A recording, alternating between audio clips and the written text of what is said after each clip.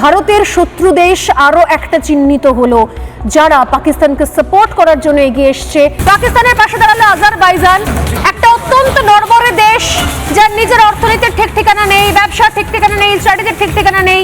এই আজারবাইজানকে পেয়েছে পাকিস্তান অনেক কষ্টে ঘুরে ফিরে। এই মুহূর্তে একবার চট করে দেখে নেওয়া যাক কোন পক্ষে কারা রয়েছে।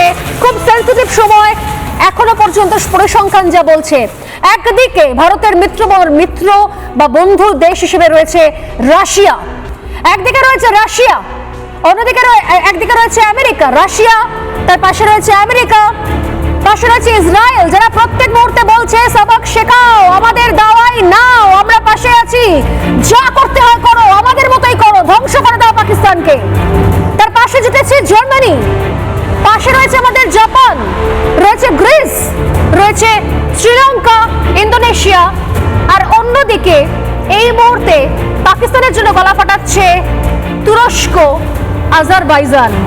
চীনকে যদিও পাকিস্তান মনে করে তার পাশে আছে, কিন্তু চীন অ্যাকচুয়ালি কার পাশে আছে পৃথিবীর কেউ জানে না যে চীন অ্যাকচুয়ালি কার পাশে আছে। কারণ চীন ভারতের সঙ্গে মিটিং করে গেছে, আর চীন দূর থেকে পাকিস্তানকে বলছে চালাও চালাও, তোমরাও যুদ্ধ চালাও। এদিকে বাংলাদেশে ডিপেন্ড করে রয়েছে চীন নাকি তাদেরকে সাপোর্ট করবে, কিন্তু চীন আসলে কারোর নয়, চীনারা কারোর নয়।